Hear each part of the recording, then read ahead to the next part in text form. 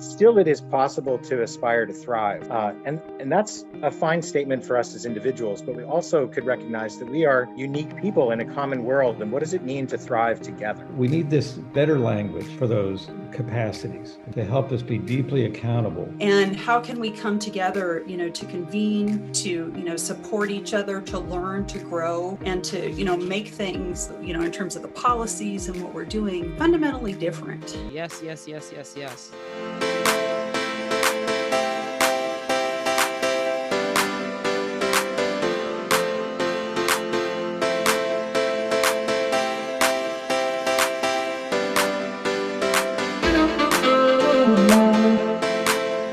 I am Bruce Waltuck with the Plexus Institute, and it is my pleasure to be able to help facilitate and run some of the Zoom stuff for everybody and help everybody out. And I believe my colleague and friend Prusha from Plexus has got some introductions and is going to kick us off, and then it'll go over to Arvind and others. Welcome, everyone. This is Plexus Conversations, and you can see their brief bios on the screen, and you can see more at the Plexus webpage, plexusinstitute.org. And I see these are brief bios, and we're going to turn it over to Arvind Singhal, who's a professor at the University of Texas, and he has international appointments as well. And he's a veteran of positive deviance and liberating structures and entertainment education. And he's going to be our facilitator and moderator. So thank you, Arvind. All right. Thank you, Bruce and Prusha, and greetings to all from New Delhi. As many of you know, a city in some anguish, in a country that is in deep, deep pain.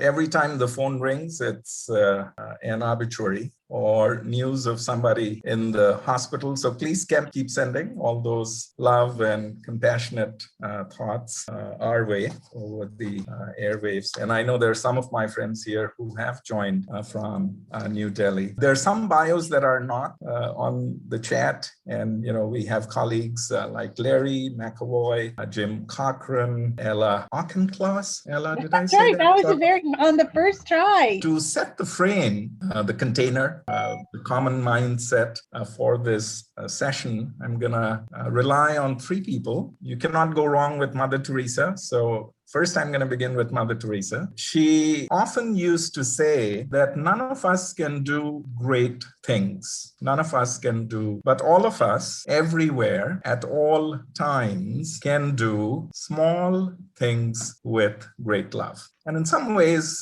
that's a mindset that may help trigger some conversations today. I'm also relying on Parker Palmer. I owe him a deep intellectual debt. I read his book, The Courage to Teach, over a decade ago. It changed my life. Also, his book, Let Your Life Speak, is very relevant to our conversation today. And some of his most recent work, especially his book, Healing the Heart of Democracy, is a very compelling argument in which he basically says that the quintessential question for us as humans today is not who we are, but whose we are. And Bobby, I think you may have a screen for the third quote that will help guide this conversation. And perhaps before that, I should say that no one has done more to create the conditions for us to thrive together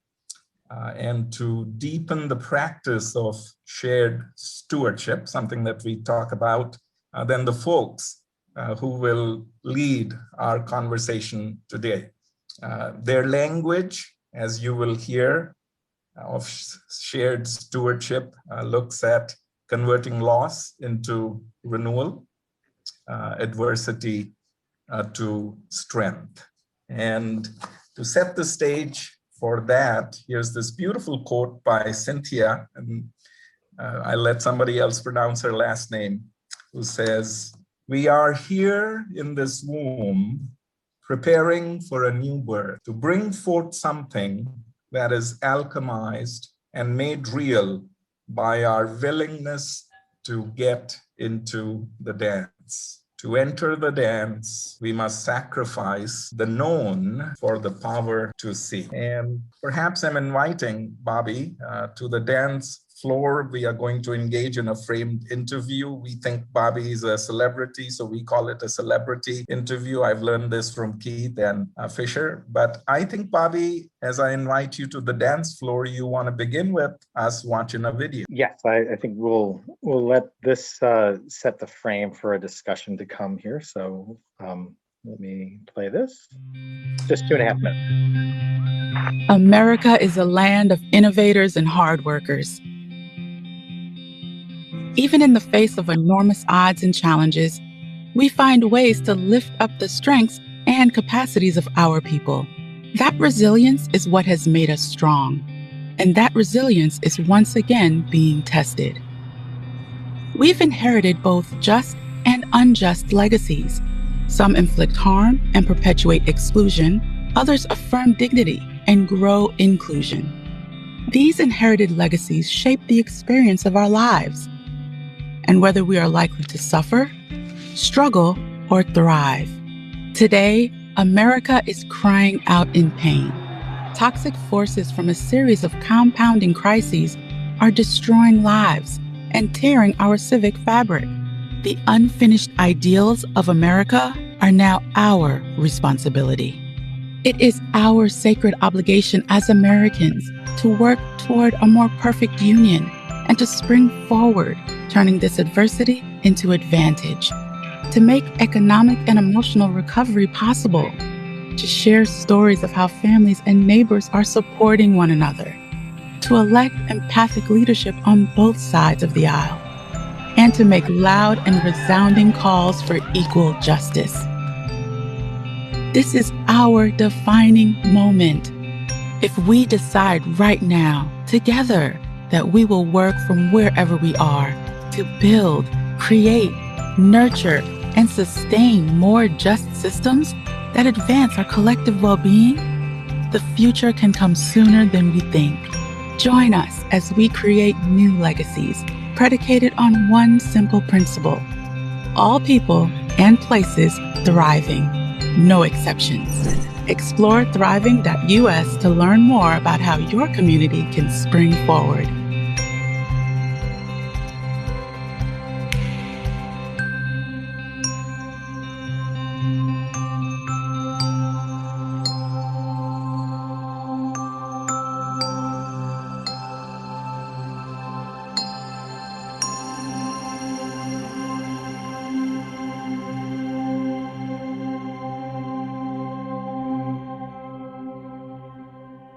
Thank you, Bobby, for that video. And clearly, while the reference is to the United States, but no matter where you are, whether in Germany or in France or the UK or El Paso, it speaks to our local, regional, national context. So Bobby, one of the things that I learned from you in the first call we had was this statement, which I carry with me very close to my heart. And that is that we grow in the direction of the questions we ask. And so I'm going to ask you a few questions. And the first one is, we're talking about creating a new legacy of thriving together. And how did thriving together become such a prominent focus? You know, that quote about we grow in the directions of the questions we ask, I learned it from Otto Scharmer, who many people in this call may also know. Otto is got a great deep understanding about how we become incredibly present to the circumstances that we're living in and still strive for transformative, pattern changing, results. And Otto's work in some ways fueled the aspiration for recognizing that even amid adversity, even amid intense loss, would be the simplest way to name the nature of the renewal that we're looking for is the experience of thriving. I think a lot of us know what it means to thrive, and sadly, we know also what struggling and suffering looks like. And there is immense suffering happening on a global scale at the moment, but still it is possible to aspire to thrive.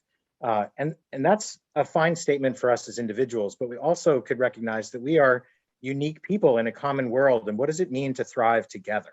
to really recognize our plurality, all people in all places thriving to get springboard work that we had sent as some advanced reading. But for me, that notion of thriving together represents the kind of creative tension that says we live in a world right now with lots of people struggling and suffering. It was never really built for all of us to thrive together, but that is still a direction that we can head. And I'll put up a little quotation from Otto.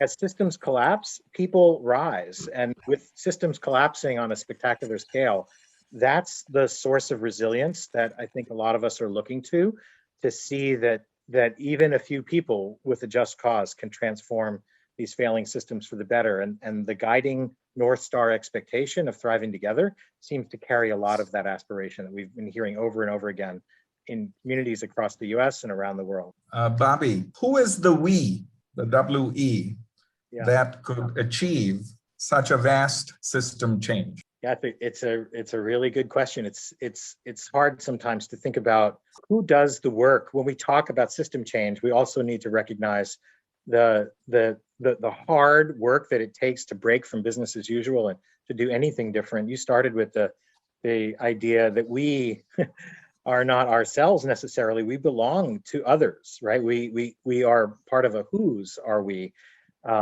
One simple answer is whoever shows up to do this work can be part of that we.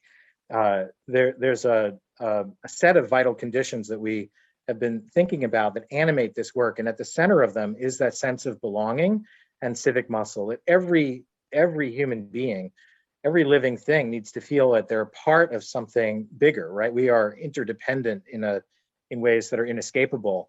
And it's not just that we belong, but also we have things to bring, that there are talents and capacities and cultures that can be brought together to solve problems and to do work that none of us could do alone. And so that animating force of belonging and civic muscle then expresses itself in what we can do to shape a thriving natural world and to assure that all people have the basic needs for health and safety, clean air and clean water and nutritious food and routine healthcare and also humane housing and meaningful work and wealth, lifelong learning, reliable transportation. These are the basic conditions for allowing people to be able to participate and prosper and reach their full potential. And so those, the sort of work of springing forward, even amidst adversity, begins with every person who is able to expand the circle, who feels that they belong and really build the civic muscle to allow us to do work that none of us could do alone. Bobby, for those of us who may say that it seems a little overwhelming to see one's own positionality in this vast shared work, how do we find the strength to become better stewards? Well, first, it's helpful to define the role, right? I mean, a lot of times it helps to have a word for things that that sort of distinguish the mindsets and actions of people and organizations. Until we had the word entrepreneur, it wasn't so easy to see what was that special drive of creative energy that allowed people to be doing remarkable things in business, or to migrate that word entrepreneur to social entrepreneur. But those people and organizations who see themselves immersed in a system that none of us fully understand, but still feel like we can be stewards of that system, right? I mean, our well-being depends on a system designed long ago that was never built for all to thrive. And yet we can still act with clarity and intentionality, with courage, to step up into roles as stewards. And so that's the beginning of this work, is to see, we have a working definition of this that sort of identifies the basic commonality for anybody who steps into this work as taking responsibility with others in order to create the conditions that everyone needs to thrive, and really beginning that work with clarity and solidarity with those who've been struggling and suffering. So anybody can be a steward. The issue is that this work of shared stewardship is so often unseen and uncelebrated. Our group at Rethink Health last year interviewed a number of people and organizations who fit this definition, who see themselves as stewards of systems that shape our lives together. And it becomes very clear that the people doing this work are impressive and yet still very disconnected and disparate and frankly outmatched by the forces of injustice. And so a lot of, in many ways, this work is resting on, our ability to come together and to step into roles that none of us were trained in or necessarily socialized in to play in our day jobs. But now our lives and our survival may turn on our ability to step into roles as effective stewards together, to expand those vital conditions and create circumstances where all people need to thrive. And that probably turns on as much internal capacities as it does on the work that we do in the outer world. How do we find the moral strength in ourselves? And how do we cultivate that sense of kindness and creativity in others and channel it toward this North Star expectation of people thriving? Was sort of the play on words for the title of this session, was how do we, if our goal is to establish vital conditions in the world to thrive, we're going to have to find the vital capacities in ourselves to do this work. And that's sort of the frontier of a lot of this inquiry that I hope we have today with the colleagues assembled here. Well, let's invite to the dance floor to join in a fishbowl conversation 3 other colleagues who are stewards in the right sense of the word, those who use language to not just talk about the leading causes of death or mortality, but who insist on talking about the leading causes of life. Gary Gunderson, Dora Berea, a steward par excellence, has a very compelling story. And my dear friend Larry McAvoy, an emergency room physician who derives strength and inspiration from the ecology of biological systems and the natural world. So Bobby, you are, of course, invited to join the conversation as well. And I guess I turn it over to the 4 of you, and you may think of a talking stick and begin, whoever. Gary, perhaps, or maybe Dora, perhaps. Gary, why don't you go first? Yeah, I was afraid Dora would say that. Two thoughts occur to me. We've alluded to the body of thinking around leading causes of life, and Dr. Jim Cochran facilitates, nurtures this, and sort of is a steward of ideas. But the ideas, what are they for, and why all these words? There's so much work to do. People to vaccinate, people to feed. So much practical work to do. Why all the words? And what we find is the need to develop stronger language that helps us become the people the world needs us to be. And in many cases, we have the same positional roles, but we find that many of the positions that we serve in were actually built around understandings of how important it was to fix something broken. And so we find ourselves in roles that actually don't fit the generative potentials, the vitalities we want to not just do, but live into. We want our lives to be about life. And very early on, when TC and I, Heather, others here, were working on that body of language and asking, what's it for and why that language? The language helps us become deeply accountable for the vital capacities that we find turn out to be universal. They're even in me and us.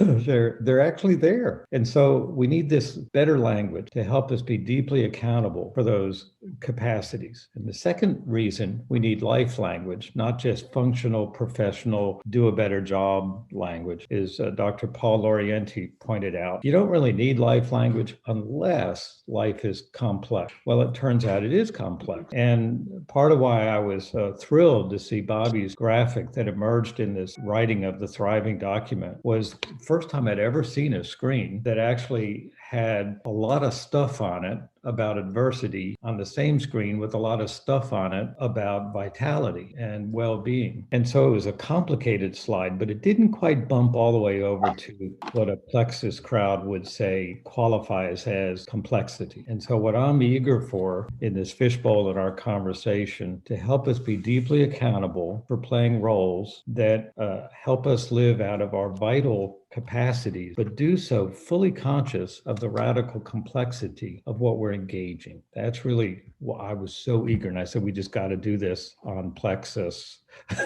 and in the Plexus tribe, they're the masters of complexity. Maybe we can bring this dialogue, and the larger Plexus community can help us actually live into vital complexity. All right, Gary, I'll take the talking stick now. Thank you for setting that up. I'm Dora Barilla, and I want to share a little bit about my personal story because I think it sets the frame for my professional journey, and perhaps a little bit of confusion that came to clarity much later on in my life. I actually received my degree in sport over 30 years ago, received my degree in sports medicine. And it was actually in Malibu, California. And I think about how different my life would be had I had Bobby Milstein as an influencer versus some of the other people that lived in Malibu at the time. It probably would have been very different because when you get your degree in sports medicine, you're a physician, you're a physical therapist, you're an exercise physiologist. And I just really felt that none of that, none of it felt right. And so my first job, I was the director of what we call preventive care and health education, which we refer to population health now, in a large managed service organization. So this is managed care in the early 90s in Southern California. And my job was to really look at what we call frequent utilizers of services. And it was one Friday afternoon that I received a call from a physician, just desperate, saying, we need a certified diabetes educator. I have a stat health education call. I need somebody to come out. And I didn't have any diabetes educators. They were all out in the field. So I said, I'll come out. And I went out, and as I was driving out to the physician's offices, I noticed that the sidewalks were pretty much non-existent. There was fast food everywhere.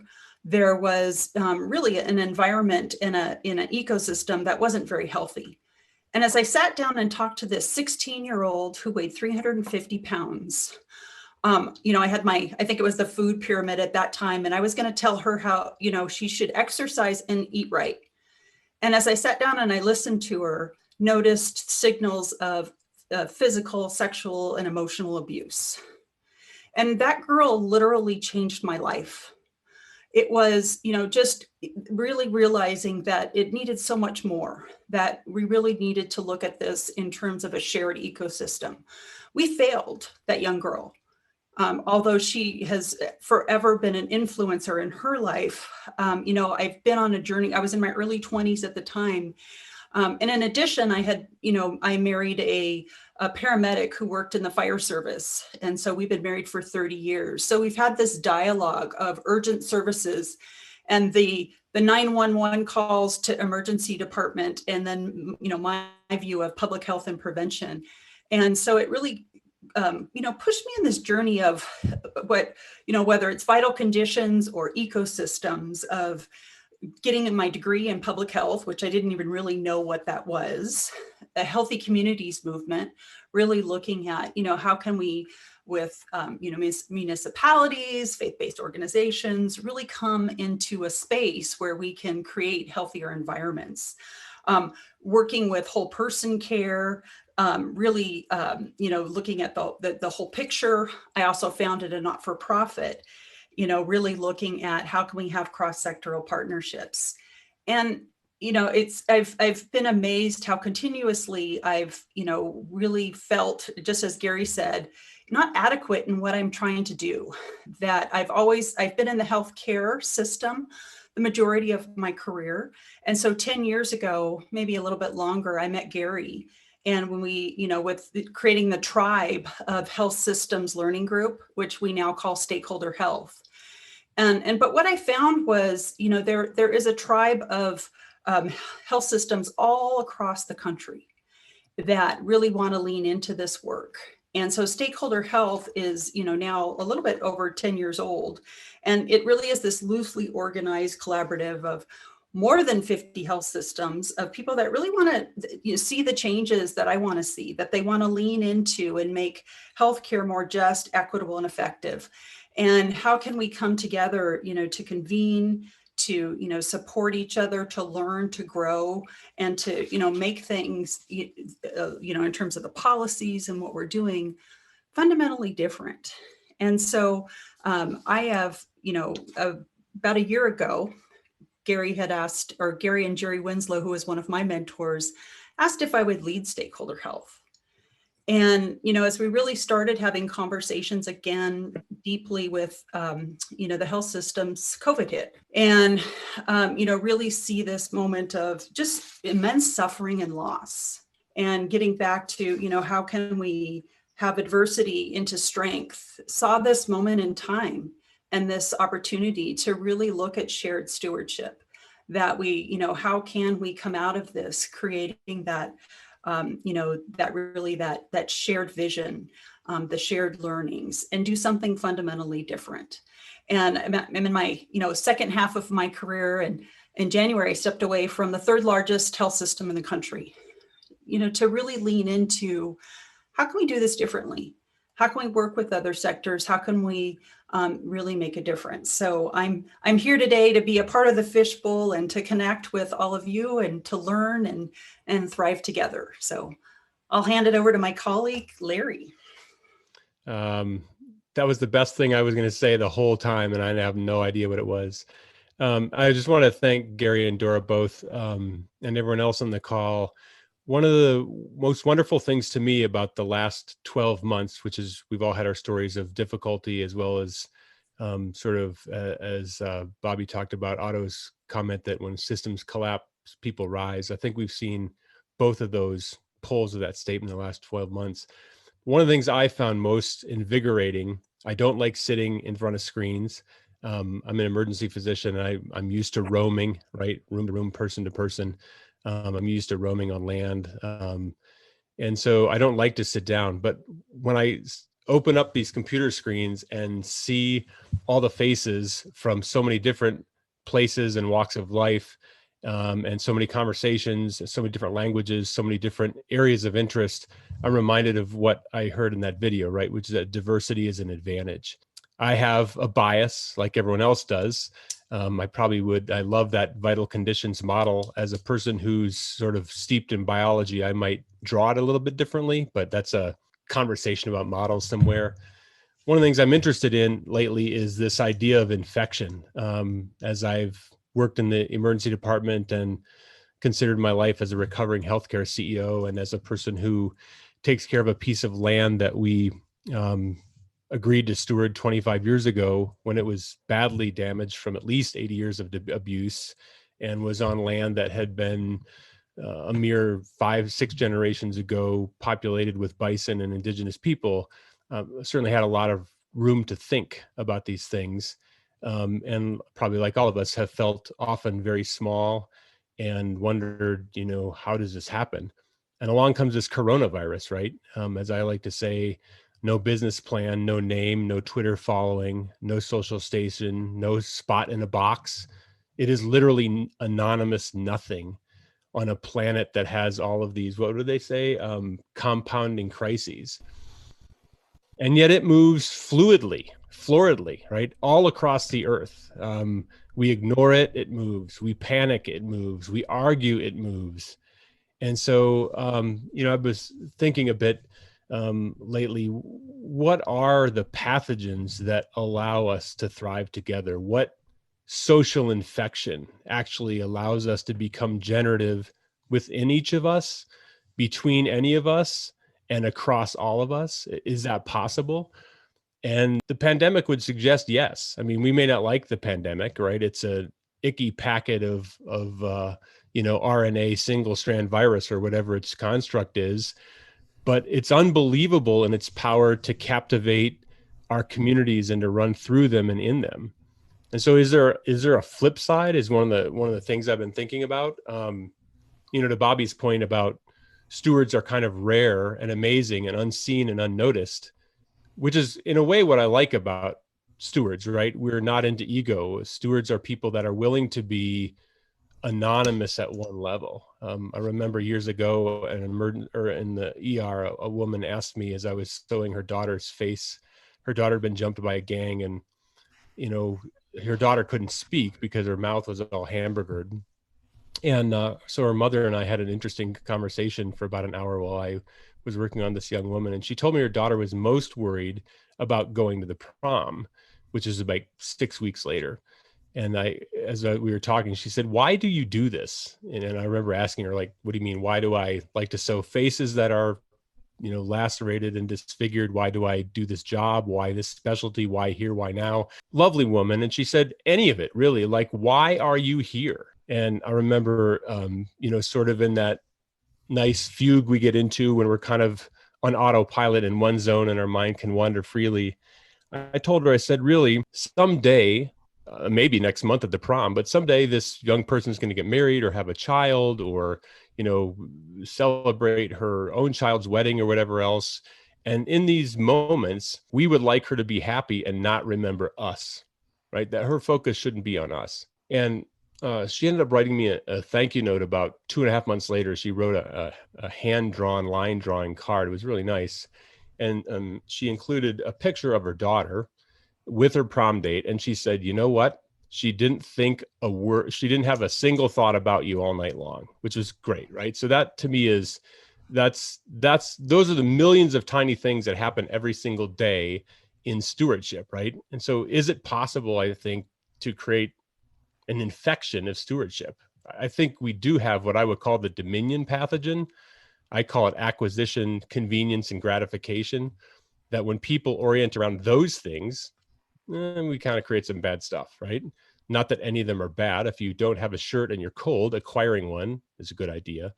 So what does the stewardship pathogen look like? I think it's contribution, connection, and gratitude. And so as I look at biology, my native language, and I would argue the operating system of this planet and all living things, thriving together to me means finding a way for people to be able to relate anywhere, anytime in an experience that they find, I would call it generative or fruitful. The language gets in our way here, to Gary's point.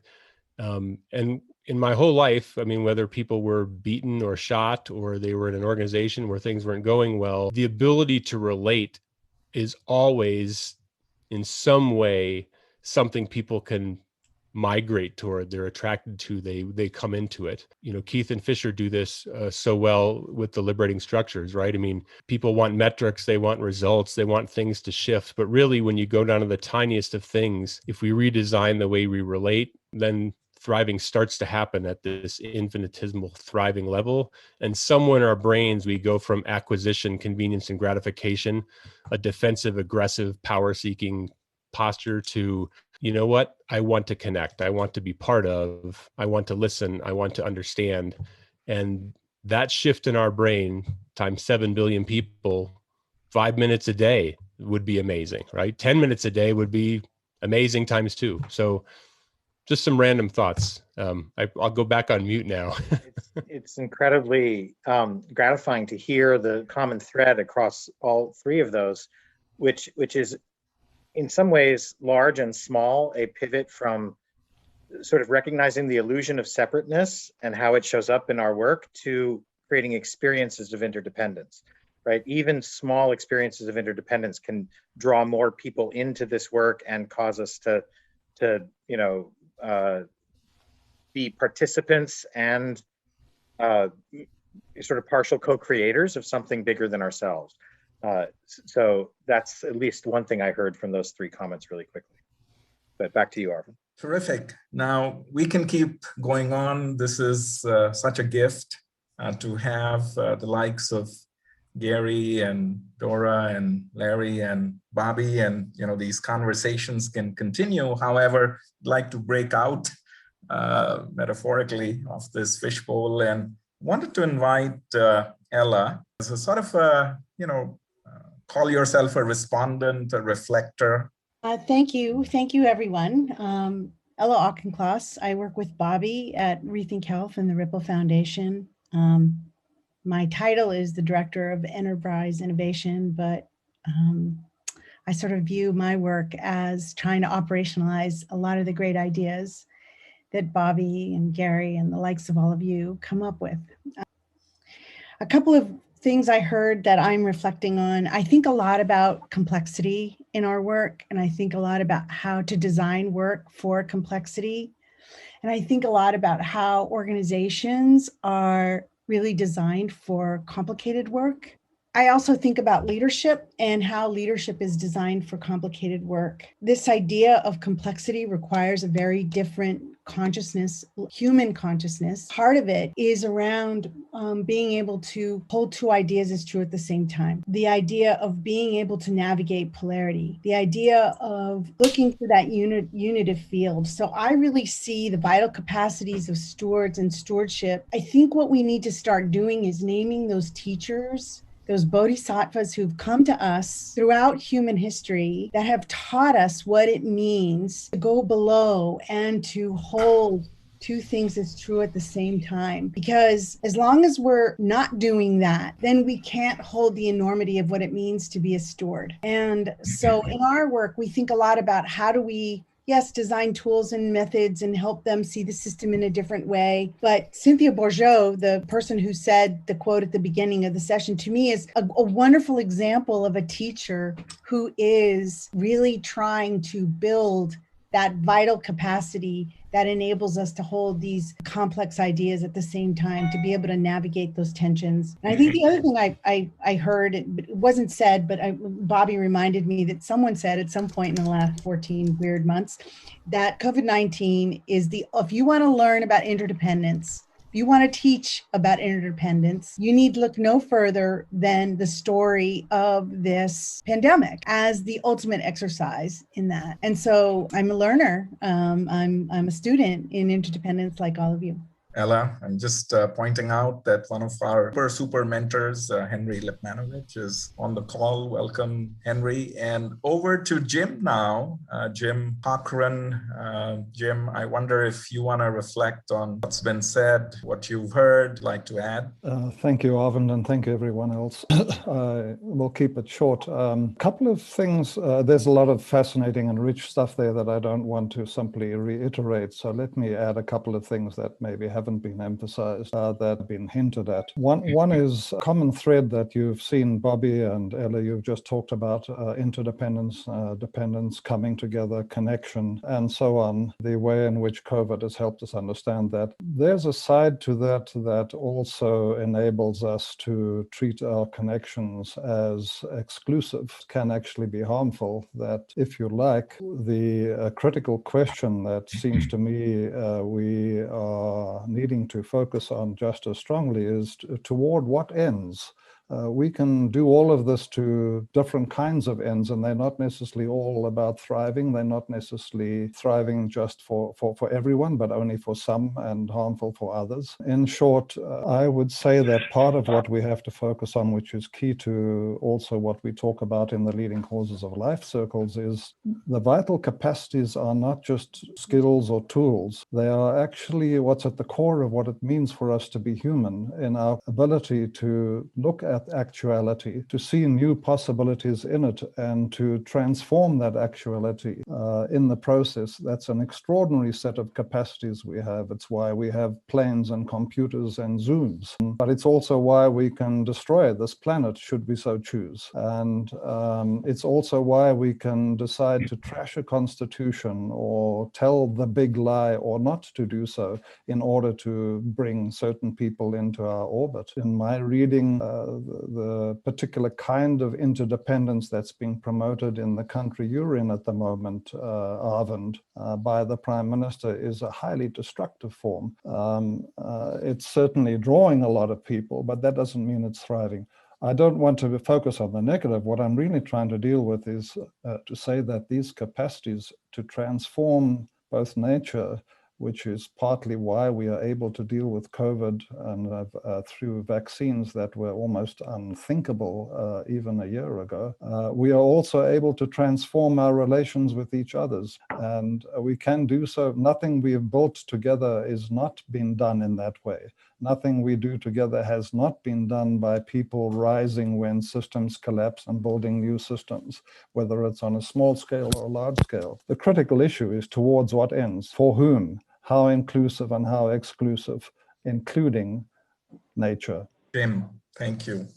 We, of course, want to hear from you as well. And so the next part of our conversation will put you in small little breakout rooms. And Bruce, thank you for your willingness to help us out with that. So for the next 5 minutes or so, you would find yourself in a group of 4, and you can roughly decide how much time you'd have. But we'd love to hear from you. And the invitation to you is the following. What do you wish to be a steward of? What are you most passionate about? My son, for instance, who's in Dallas, is planning a 400-mile march for racial and economic justice and for climate change. And that's going to end at Ted Cruz's house, providing a little, so I know he wants to be a steward of that. So what do you wish to be a steward of? And where do you find the vital capacities to thrive with others? Those are the invitations. Interpret them in whichever way you want. And Bruce, over to you. Breakout rooms, 5 minutes, 4 people each. Don't be bashful, go into the flow. Hold on, folks. We're about to go to the breakouts. Enjoy the conversation together. When I first saw the text and the information about this event, there were so many things about this that resonated with me. I'm not a healthcare professional, but I actually spent 2 years as a senior advisor for process improvement to the head of the federal agency that deals with substance abuse prevention and treatment and behavioral health or mental health services, $3 billion a year in grants. And I learned so much about this, and happened to be at the time that they were crafting the Affordable Care Act. And of course, they asked the one person who's not a health professional to write the agency's position paper on healthcare reform. So I got quite an education with that. And there's so much here about thriving and connecting and the dynamics of networks and where we find people. So the question, the framing question for the 4 of us here about what do we want to be stewards of? I know for me, my answer is I want to help people get to better outcomes together. And that's kind of the little phrase that I have used for a long time. There are ways that we can invite people and include people and facilitate dialogue, whether it's with liberating structures or strategic doing or any of these methodologies. And so to me, it's about finding those people through open invitation, inclusive and welcoming, not exclusive and judgmental. To me, those are critical factors. Well said. Great. Thank you, Bruce. Pleasure. Of course. To welcome everyone back to the main gathering. And we hope that you had really rich and vibrant and productive and generative dialogue. Turn it back over to Arvind to ask us about doing the so-called chat waterfall of what you all were thinking about. The invitation to you, if you wish to accept, is to go to chat and, with your fingertips, perhaps type out a sentence which you think just absolutely needs to be shared with the group based on the conversation that you might have had. And we ask you to hold off on hitting return.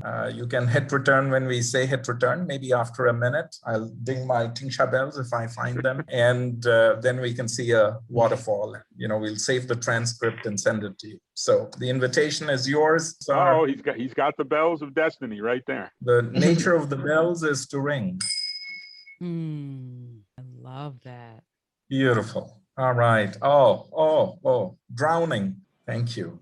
Well, and you may look at the chat waterfall. I wish we could read each one of them collectively, but perhaps we wouldn't do that. So, Bobby, how about we sort of close this, bring it together, and there's a beautiful statement that you made, which I think I'm going to use to invite you to close the session.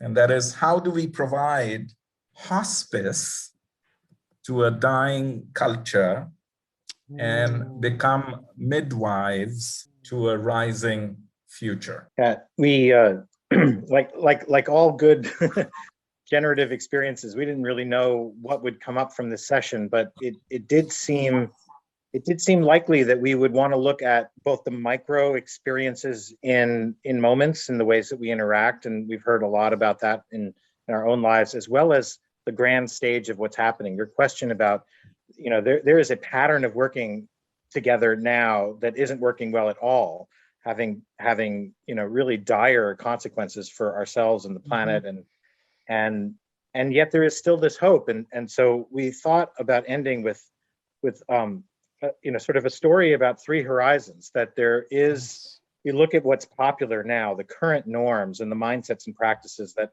uphold business as usual. That's dominated by a pattern of fragmentation, the illusion of separateness, the sort of comfort, if you will, with social division and the idea that everybody does their part and somehow it's going to work out well, but it never does, because everybody's externalizing the things that most matter to us. So that pattern of fragmentation is popular at the moment, but we could say it's misfit for purpose. It would have to decline for something new to rise. And so, the hospice to the dying culture is something about our tendencies toward fragmentation. The opposite extreme is this deep appreciation for interdependence, and all the way to what Jim was saying of, not just that we're interdependent and we could use that interdependence for good or ill, but interdependence like our lives are dependent on each other's. If we hurt another, we hurt ourselves. If we hurt our planet, we hurt ourselves.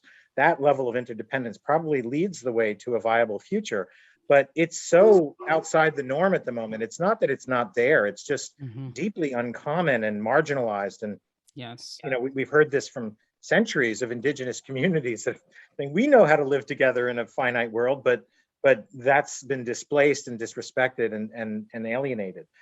In between the two is, could be the path to bridge, take our individuality and forge it together through shared stewardship. If we could build that kind of strength, then maybe we could be a path toward the kind of interdependent future that we're looking for. And so this thought that we don't have to, dismiss everything about the world as it is to start anew, but we can remake it moment by moment, place by place, organization by organization, through the process of shared stewardship.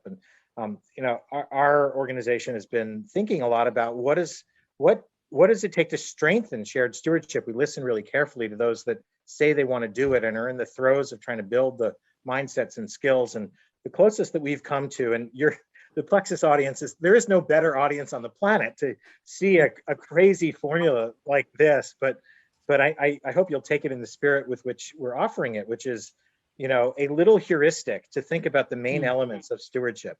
Each of us as individuals and as organizations have this capacity. The question is, how deep is that practice?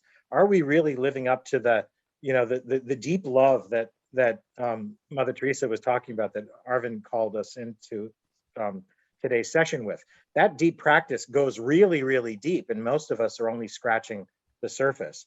And then it gets exponentially more powerful when animated by our strong relationships. Even one relationship can really expand into many more possibilities. And so deep practice powered by strong relationships, and then multiplied by our ability to fit into the conditions that we find ourselves.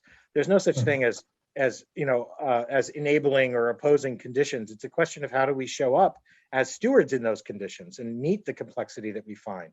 Sure, there's climate catastrophe and overt racism and the remnants of economic sort of shareholder capitalism. But all of those are for stewards to transform and meet in one way or another. And so those are the conditions that lead to the prospects of thriving together. This is a formula we're holding lightly, but it seems to work across scales. And it seems to be a kind of thing that each of us, can first and foremost look to ourselves and say, how am I acting like a steward? And then calling other people into this work as well. So we leave us all with this as a thought that we're beginning to question, can this be the way to build a skill that really all of us possess, but none of us can practice alone. Beautiful. Bobby, it's music to listen to you. Highly inspirational and generative. We began with Mother Teresa. Why not end with His Holiness, the Dalai Lama? I was once in an audience with him when somebody asked him, how do we treat the other? It's a profound question. And he laughed, and his response was, what other? Mm. So Beautiful. thank you all. Mm. Thank you all for That was good. joining on this call Oh, from man, near and so far. good, And so good. oh, Oh. Nicole, look at that heart sign you've got. Oh, yes, yes, yes, yes, yes. Love it. But I just want to thank our dear participants. Thank you, Bobby, for leading us, Gary, Dora, and Larry for deepening our conversation, Ella and Jim for your deep reflections, and to each one of you, doing your small little thing with great love. Thank you, Arvind. Thanks, everyone. Thanks, Thank you. Arvind, thank you. Thank you. Bobby, great job. Great. Thank you all. Yeah. Thank you. Thank Thank you, you. Prusha, for putting this together. Bye-bye. Thank you, Prusha. Thank you, everyone. Arvind, everyone, all of our guests and speakers, thank you all for doing this.